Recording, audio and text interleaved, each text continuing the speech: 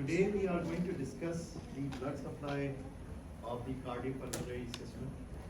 I know this is something which you have done quite a long time back, maybe in year one. So this is a little bit of revisit, but we would do it a little bit more clinically oriented and what you would require in terms of your understanding of the ischemic heart disease, because we are going to discuss a lot of ischemic heart disease this week. So I think we would use this opportunity to revisit the blood supply of the heart, but in context of ischemic heart disease. Okay, so we know that we have 4 chambers of the heart.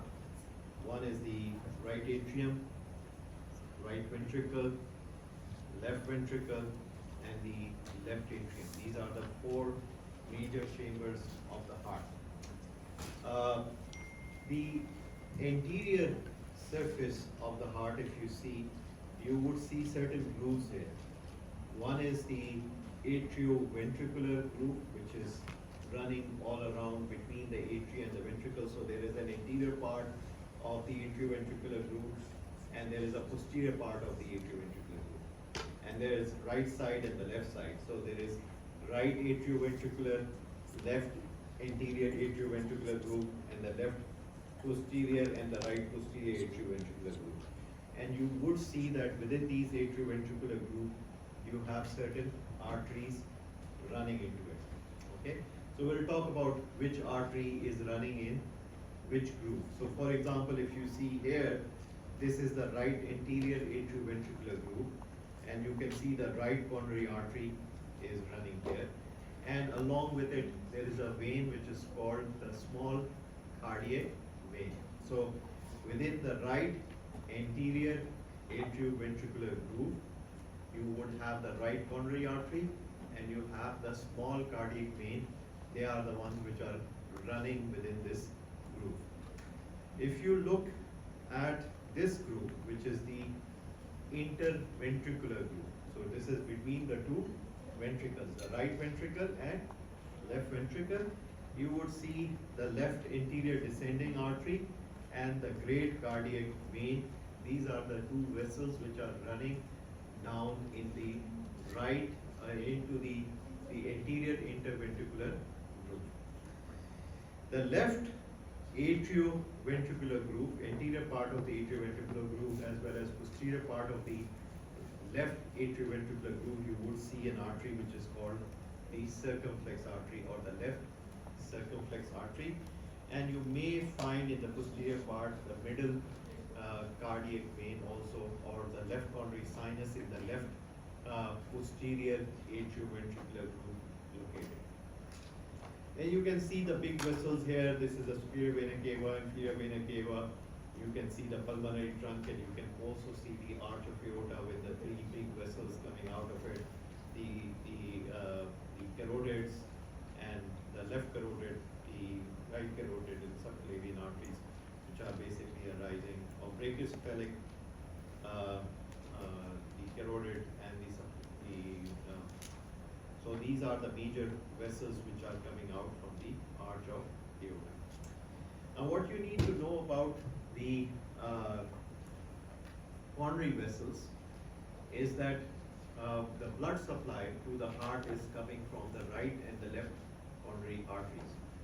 Now the heart gets its blood supply during diastole. It does not get its blood supply during systole, because if the heart is a muscle, if it is going to be supplied during systole, during contraction, there would be no blood supply to the heart. So that's why heart is usually supplied in diastole. So what happens? These coronary vessels, as you can see, they are coming from the aorta, from the root of the aorta or the ascending aorta. These coronary vessels, the right coronary artery and the left coronary artery is arising. So during diastole, when the pressure goes down in the aorta, the blood comes back, and as it comes back, the aortic valves are going to close. And as aortic valves are going to close, this blood comes back and hits the aortic valves, and then there are dilatations above these aortic valves which are called aortic sinuses. And within the aortic sinuses there are holes for coronary arteries, from where the coronary arteries are originating. So the right coronary is arising from the right interior aortic sinus.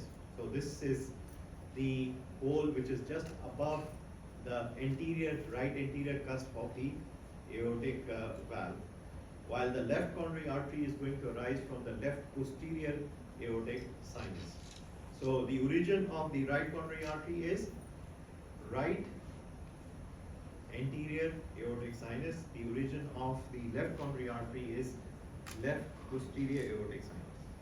Now, if first we are going to discuss the right coronary artery, so you can see the right coronary artery arises between the infundibulum of the pulmonary trunk and the right atrium, and then it gets lodged into the right atrioventricular groove. At its origin, it is going to give a branch which goes towards the superior vena cava. This is the SA nodal artery, which supplies in 60% of the patients, 60% of the people, the SA node. 40% the SA nodal artery comes from the left coronary, but in 60% the SA nodal artery arises from the right coronary artery. Then it is going to give the right atrial branches, but the main branch is this one, which is called the right marginal artery, and this right marginal artery supplies most of the right ventricle. Plus there are ventricular and atrial branches, but this is the main artery which is called the right marginal artery, which supplies most of the right ventricle, and then it goes to the posterior atrioventricular groove, the right coronary artery, and as it goes into the posterior atrioventricular groove, the final artery which it is going to give is called the posterior descending artery or the posterior interventricular artery. We look at the left coronary. The left coronary arises from the left posterior aortic sinus, runs between the infundibulum of the pulmonary artery and the left atrium, and then it divides within the atrioventricular groove into left circumflex and the left anterior descending artery or left interventricular artery. Now this left anterior descending artery is the major artery which supplies the left ventricle, mainly the septal wall and the anterior part of the left ventricle is supplied by this big artery which is called the left anterior descending or the left interventricular artery. This gives septal branches, and it gives a long diagonal branch which is going to supply the anterior surface of the left ventricle. The circumflex artery is going to curl around the atrioventricular sulcus and go to the posterior part of the left ventricle. It gives lateral branches which are going to supply the lateral part of the left ventricle, and then goes to the back to supply the posterior part of the left ventricle.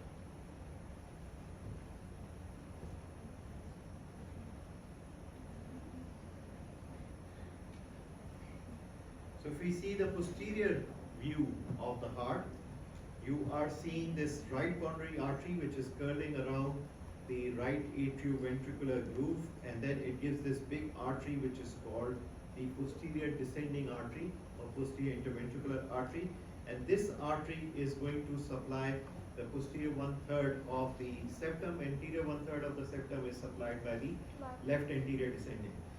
Plus it also gives a branch to the, if it is the right coronary which is giving the posterior descending artery, it also gives a branch to AV node. And sometimes also supplied to the posterior surface of the left ventricle. While the left circumflex is going to supply mainly the lateral wall of the lateral ventricle, and also mostly the posterior wall of the left ventricle is also supplied by the circumflex branch, which also supplies the left atrium. Now there are two types of circulation, coronary circulations. One is called the right dominant circulation, which happens in most of the people up to 80 to 90% of the people have right dominant coronary circulation. What does right coronary circulation, dominant circulation means? That the posterior descending artery or the posterior interventricular artery arises from the right coronary. If it arises from right coronary, it is called right dominant circulation. If it arises from the circumflex, the posterior descending artery or posterior interventricular artery, it is called the left dominant coronary circulation. Why this is important? If there is any occlusion to the artery, Yeah, so inferior wall of the heart and the posterior 1/3 of the septum is mainly supplied by the posterior interventricular artery or posterior descending artery. So if you are seeing an inferior wall infarct and you are basically looking for which artery is going to serve, so 90% of the time it would be the block in the right coronary. 10% of the time it could be a block in the circumflex.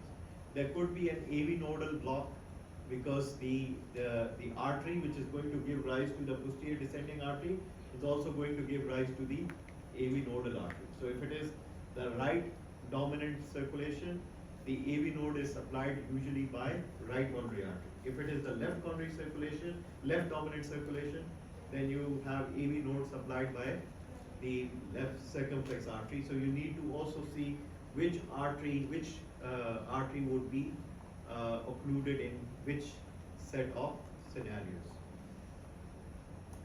So now we are coming to the right coronary artery. The right coronary artery, as we said, is going to supply the SA-nodal artery to the SA node in 60% of the people, is going to supply the right marginal artery, which is going to supply the most of the right ventricle, and then it wells around to the back and gives the posterior descending artery, which is going to supply the posterior 1/3 of the interventricular septum, the inferior wall of the left ventricle, and the posterior wall of the left ventricle. And in the case when it gives the posterior interventricular artery, it is also going to supply the AV node. So this is the major supply of the right coronary. Now, what you need to know in terms of the when we are going to talk about the infarction or ischemia, we would be mainly talking about the walls of the left ventricle. Okay, so whenever the clinician is going to talk to you about anterior wall infarct or the septal wall infarct or posterior wall infarct or inferior wall infarct, he is mainly talking about left ventricle. It's not talking about the right ventricle, it's not talking about the right, because the major chamber which pumps the blood to the body is the left ventricle. So the arterial supply to the left ventricle, when it is going to be compromised, it is the infarction which we are talking about. So don't think that when he is talking about inferior wall infarct, it means the inferior wall of the heart, including right ventricle and the left ventricle. It's mainly talking about left ventricle. So right coronary artery, as we said, is going to supply the entire right ventricle via right marginal artery.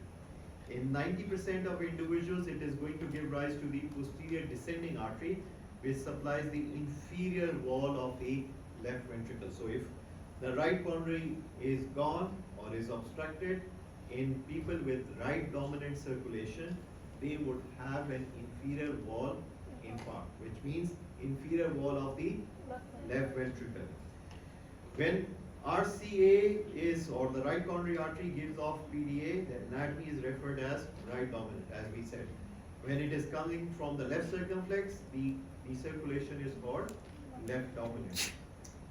In patients with the right dominant, the RCA also supplies atrioventricular node. So if there is an AV node block, this could be because of the right coronary obstruction. In 60% of individuals, right coronary artery gives sinoatrial node, and posterior third of the interventricular septum is also supplied by right coronary artery through the PDA. Arteries to the posterior wall, these are branches of the after right marginal artery, may be given by RCA, otherwise the left circumflex. So posterior wall is either supplied by the right coronary or it is supplied by left circumflex artery. So what happens in the occlusion of the right coronary? So the main wall of the left ventricle which would get infarcted or ischemic would be the inferior wall. So if the right coronary and there is right dominant circulation, coronary circulation, and right coronary is basically affected, there would be an inferior wall infarction which will result in ST segment elevation in lead 2, 3 and AVF. And you would have a reciprocal depression in ST segment in AVL and lead 1. So if you are seeing an inferior wall infarct, you are going to see lead 2, lead 3 and AVF where you would see ST segment elevation, and in AVL and lead 1 you are going to see ST segment depression. So this is what you are going to see in the right coronary artery occlusion. In inferior and posterior infarction, besides lead 2, 3 and AVF, you also have lead V7, V8 and V9 where you would see an elevation of ST segment. Now we are coming to the left coronary artery, and the left coronary artery, as we said, is going to arise from the left posterior aortic sinus. As it comes out, it divides into two branches, the circumflex, which curves around the left atrioventricular groove and goes to the back, while the left anterior descending is the one which is going to descend down in the anterior interventricular septum with the great cardiac vein. As it is going to descend down, it is going to give septal branches which are going to supply the anterior 2/3 of the septum and parts of the conducting system of the heart, and it also gives a big diagonal branch which is going to supply most of the anterior wall of the left ventricle. While the circumflex is going to curl around, and as it curls around, it supplies the lateral wall of the left ventricle. It also supplies the posterior wall, and if it gives the posterior descending artery in 10% of the cases where you have the left dominant circulation, it is going to supply the AV node and the posterior part of the septum and the inferior wall of the heart. But normally in 90% of the people, the left circumflex is mainly supplying the lateral and the posterior part or posterior wall of the left ventricle.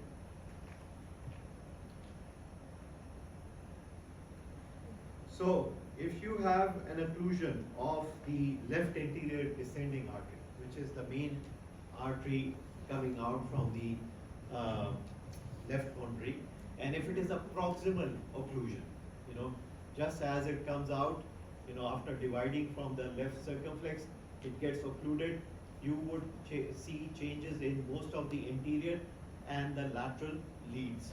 So you are going to see an ST segment elevation from V1 to V6 and and also in AVL and 1 and reciprocal ST segment depression in lead 3 and AVF. So if it is a pronounced proximal occlusion, most of the anterior and septal wall of the heart would become infarcted, and you would see ST segment elevation from V1 to V6 and AVL and lead 1, while you would see a reciprocal depression in 3 and AVL. Now within the proximal occlusion also, you need to see where the occlusion is. If the occlusion is proximal to the first septal branch and the diagonal branch, the ST segment elevation would be from V1 to V4. If the occlusion is between the first and the septal branch and the first diagonal branch, usually it spares the interventricular septum and the absence of the ST segment elevation in V1. If there is a distal occlusion in the LAD, what happens is that you are going to see the elevation from V2 to V6, and there is no ST segment elevation in V1 and lead 1 or AVL, and no reciprocal ST segment depression in 2, 3 and AVF. If the occlusion is distal and it is distal to the first diagonal and first septal branch of the LAD. So even different changes in the different waves of the different ST segment elevation and different leads can tell you if it is a proximal occlusion or it is a distal occlusion of the left anterior descending artery.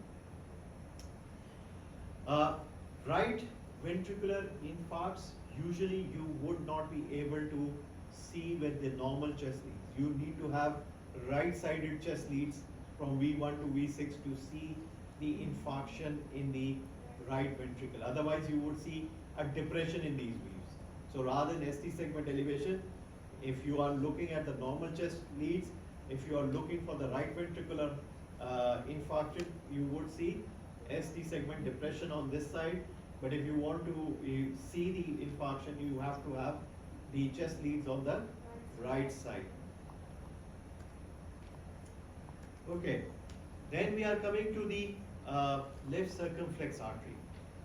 In 90% of individuals, the coronary circulation, we know that this is right dominant.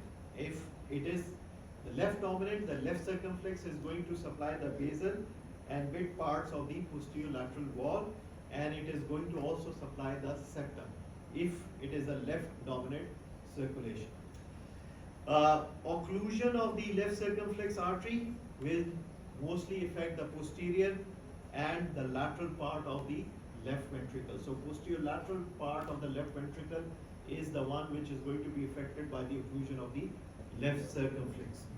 So usually you would see the similar type of ST segment elevation in V7 to V9 and depressions in V1 to V3. This diagram is telling you the walls of the left ventricle. If you are going to see these walls, you are seeing that there is an anterior superior wall, there is an anterior septal wall. This is supplied by the left anterior descending artery. The posterior lateral wall is mainly supplied by circumflex, and inferior wall is mainly supplied by the right coronary artery. So this is the distribution of the left ventricle. The anterior superior wall by the left anterior descending, anterior septal wall by the left anterior descending, posterior lateral wall by the circumflex, and inferior wall by the right coronary artery. If we look at the leads, we would see that inferior wall infarcts, you would usually see ST segment elevation in lead 2, 3 and AVF. Septal wall infarcts, you would see elevation in V1 and V2. Anterior wall infarcts, you would see ST segment elevation in V3 and V4. And lateral wall infarct, you would see lead 1 AVL and V5, V6. These are the leads which you would usually see ST segment elevation if you have inferior septal, anterior and lateral wall infarcts of the left ventricle. We are mainly talking about left ventricle here. So where you are going to find these leads? So this is lead 1, lead AVL and V5, V6. They denominate the lateral part of the heart. They are usually, you would see ST segment elevation in these leads when you have the lateral wall infarct, usually because of the circumflex artery. Lead 1, AVL, V5 and V6. These are basically, if you see ST segment elevation here, you are thinking about lateral wall infarct with circumflex mainly affected. If you are seeing in ST segment elevation in lead 2, 3 and AVF, this is mainly inferior wall infarct, and usually the artery which is affected is the RCA. If you are seeing the V1, V2 only, this is the anterior septal, LAD, and if it is V3, V4, this is the anterior wall infarct, which is mainly LAD. So this is the area of distribution of LAD. V1, V2, V3, V4. If it is only V1, V2, this is septal. If it is V3, V4 only, this is anterior. If it is V1 to V4, it is anterior septal type of infarct. This is an important table. If you remember this, most of the questions related to blood supply of the heart or arterial supply of the heart can be answered. Anterior wall, mainly V2 to V4, and it is mainly the left anterior descending, and the branch of the left anterior descending which supplies the anterior wall mainly is the diagonal branch.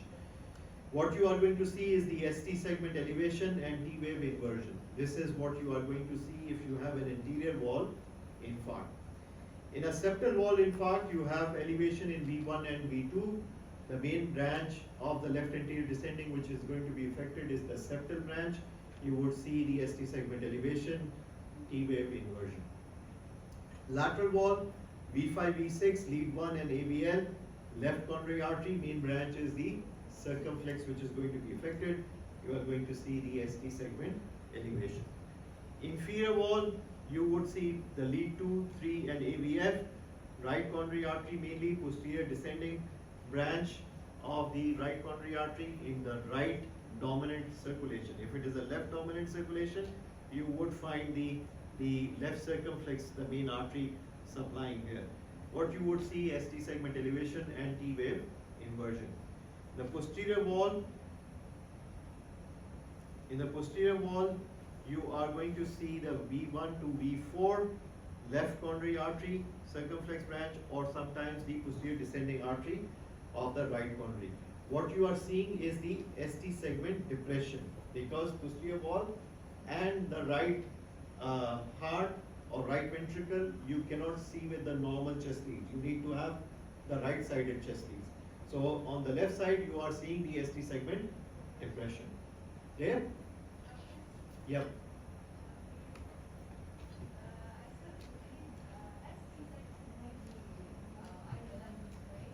Sorry?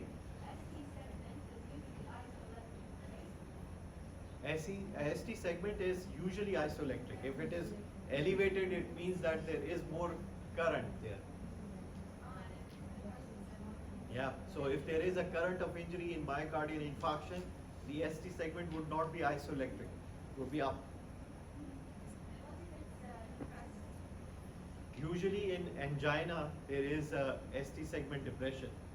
In myocardial infarction, there is ST segment elevation. Okay? That's a basic concept that you should know. ST segment elevation means there is myocardial infarction.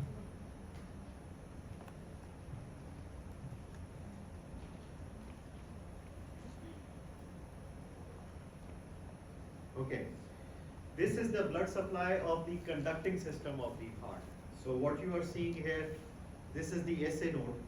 So SA node, 60% of the cases it is supplied by the right coronary, and in 40% of the cases it is going to be supplied by the left coronary artery. Atrioventricular node, we know that whichever the artery is going to give the PDA is going to supply the AV node. So if it is the right dominant circulation where the PDA is coming from the right coronary, 90% of the cases it is going to come from the right coronary. If it is the left coronary, left dominant circulation, and the PDA is coming from the left circumflex, then it is the left circumflex which is going to give branch to the AV node. Bundle of His, mainly supplied by the right coronary, but contributions from the septal branches of the left anterior descending. Right bundle branch is supplied by the septal branches of the left anterior descending, often also supplied by collaterals from RCA and left circumflex, but mainly by the LAD is the right bundle branch is supplied. The left bundle branch also is supplied by LAD. So both right and left bundle branches are supplied by LAD with contributions from RCA and left circumflex. Now the anterior and posterior vesicle of the left bundle branch. The anterior vesicle is quite sensitive to ischemia, and it is supplied by septal branches of LAD. So this anterior vesicle is quite sensitive to ischemia of the left bundle branch, and it is supplied by left anterior descending. Posterior vesicle is supplied by proximally by the right coronary artery and occasionally by the LAD, but distal is supplied by anterior and posterior septal branches of the LAD. You should be able to identify at least few things on the angiogram, coronary angiogram. Doctor, can you Yep. use the laser pointer for this? It's on the bottom right there.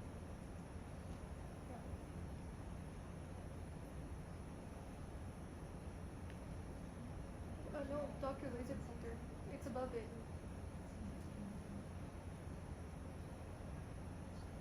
Yeah. Okay. So you should be able to identify, few major arteries on the coronary angiogram. What you should be able to identify is the right coronary artery. This is the right coronary. This is the left coronary artery, and it is giving the left anterior descending artery. Should be able to identify this left anterior descending. This is the diagonal branch of the left anterior descending, and then you should be able to identify the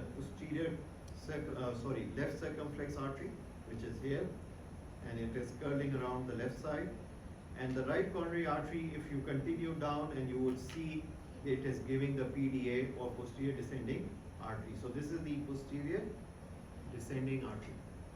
So at least these 4 or 5 arteries, which are the main branches, you should be able to identify on a angiogram. So somebody might give you a scenario with an inferior wall infarct and tell you which artery is mainly responsible, and you need to identify that on the angiogram. That you should be able to do it. Okay. Now if you see here, this is more of a cross-sectional diagram, and you can see the left anterior descending is supplying anterior 2/3 of the septum. Posterior 1/3 of the septum is supplied by the PDA.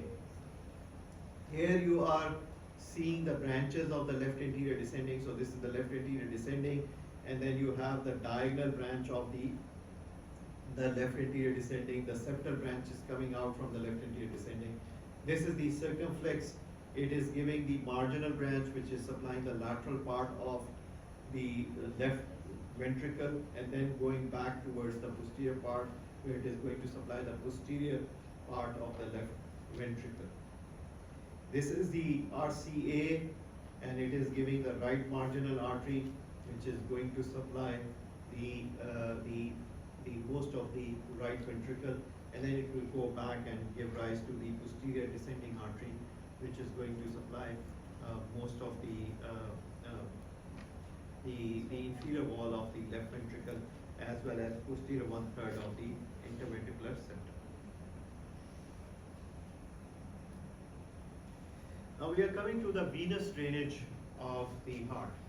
The venous drainage of the heart is mainly to the coronary sinus, and this coronary sinus is lodged in the left posterior atrioventricular groove.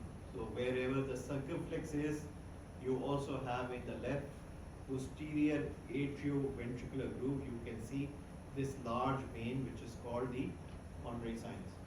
And this coronary sinus is going to empty into the right atrium of the heart, and it is going to drain the venous blood from the heart into the right atrium.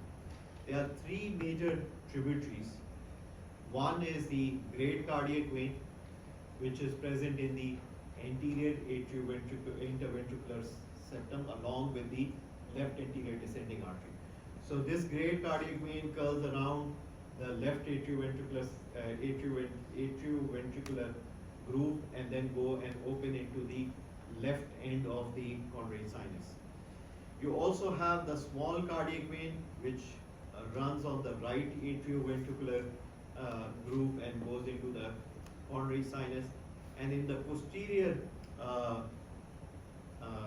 interventricular septum, you have or groove, you have the middle cardiac vein, which opens into the coronary sinus. So great cardiac vein with LED, middle cardiac vein with the PDA, and small cardiac vein with the right coronary artery. These 3 are the major tributaries of the coronary sinus, which are going to drain into coronary sinus, and then coronary sinus is going to open up into the into the right atrium. There are also small veins which are called anterior cardiac and Thebesian veins, which can open directly into different chambers of the heart. But the three major veins which open into coronary sinus are great cardiac, middle cardiac, and small cardiac. Great cardiac is running with the left anterior descending artery in the anterior interventricular groove. Middle cardiac is running with the posterior descending artery in the posterior interventricular groove. And small cardiac is basically running with the coronary artery, right coronary artery in the right atrioventricular sulcus. Then the others are small cardiac and Thebesian veins, which open directly into different chambers of the heart.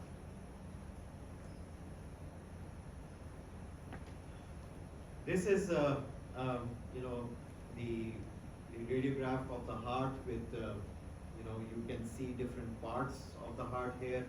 The shadows can demonstrate that there is this border of the heart, which is mainly formed by superior, the right border, which you see on a chest X-ray, is mainly formed by the right atrium and the superior vena cava. The left border is mainly formed by the left ventricle, the atria, and the pulmonary artery here. And then you have this aortic knob at the upper part. So the left border of the heart, which you are seeing, mainly formed by the left ventricle, partly by the left atria, and then the aortic knob, which you see on the left side. The inferior border, which you are seeing here, is mainly formed by the right ventricle of the heart. So if you see an enlargement on the inferior wall, inferior border, you are mainly thinking about the right ventricular hypertrophy. If there is the left side or the left border is enlarging, then you are basically thinking about the left ventricular enlargement. So when you are looking at the cardiac cell hood on the radiograph, you are looking where the enlargements are. If enlargement is on the left border, it's mainly the left ventricle which is enlarged. It is only on the right border, it's the right atrium. If it is the inferior border, mainly it is the right atrium of the heart which is enlarged. Okay, now we are coming to the coronary circulation. In coronary circulation, what you need to know is that the pulmonary artery, which rises from the right atrium, right ventricle of the heart, is basically taking the deoxygenated blood to the lungs, where it is going to get oxygenated and come back to the left atrium of the heart and to the left ventricle, and then it is going to go into the aorta. So pulmonary circulation, the pulmonary artery is basically taking deoxygenated blood to the lungs. It gets oxygenated in the lungs, comes back through the four pulmonary veins into the left atrium, and the left atrium is going to pump the blood into the left ventricle, from where it is going to go to the circulation. The other thing which is unique about the blood supply of the lung is that the blood supply of the lung, not only it is getting the pulmonary blood, which is deoxygenated, and then it is oxygenating the blood back to the heart, it also is receiving oxygenated blood from the bronchial arteries. And these bronchial arteries are coming either from the aorta or on the left side. On the right side, they are coming from the posterior intercostal arteries, and they are going to supply the lung. Now, these bronchial arteries do not reach the alveoli. They only reach up to the terminal bronchiole. So you can see the branches of the bronchial arteries are going to reach till the terminal bronchioles. They don't go to the alveoli because they are not going to take part in the gas exchange. The gas exchange is basically done between the branches of the pulmonary artery and these capillaries, which are going to be thin-walled. They are, are the ones where the gas exchange is happening, and then the oxygenated blood is taken by these pulmonary veins back to the heart. There are two pulmonary veins coming from the right side, two coming from the left side. They open into the left atrium of the heart. Now, the characteristic of the pulmonary vessels is that they are thin-walled vessels at all levels. And pulmonary arteries have far less smooth muscles in the wall than the systemic arteries. As a consequence, they can be distensible and compressible. So they have very less smooth muscles if you compared it with the systemic arteries, and that's why they are distensible. They can increase in size and they are compressible also. The pressure, if you see in the right ventricle, the pressure is somewhere around 25 millimeter of Hg. If you compare this with the left ventricle, it is about 120 millimeter of Hg. So the pressure in the right ventricle is much less. The wall of the right ventricle is less muscular because it doesn't have to push against the resistance in the body. It only has to push against the resistance within the pulmonary circulation. You see the pressure out of the mean pulmonary artery pressure is about 15 millimeter of Hg, and you have about 12 millimeter of Hg at the arterial end of the capillaries, and at the venous end of the capillaries you have 8 millimeter of Hg of pressure. And then when it reaches the atrium, the pulmonary veins bring the oxygenated blood to the left atrium.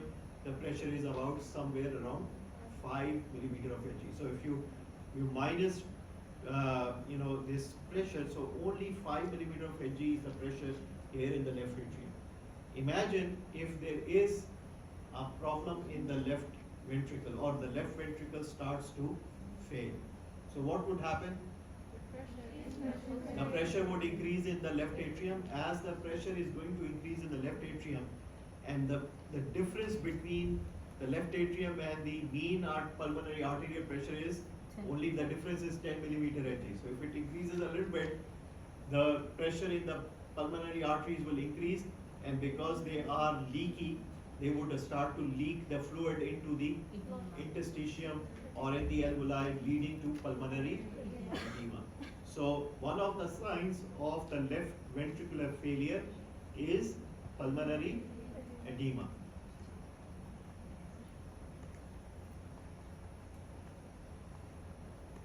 The pulmonary vascular resistance is basically defined as the mean pulmonary artery pressure minus the left atrial pressure divided by the cardiac output. So this is how you actually come up with the pulmonary vascular resistance. And in certain conditions, what would happen is that there is fibrosis in the lung that would decrease the blood flow to the pulmonary circulation.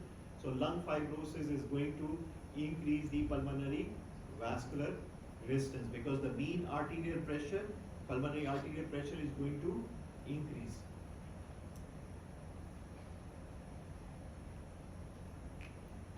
Not going to go into this. Thank you very much. Stop here. Doctor? Questions? On slide number 15, there was a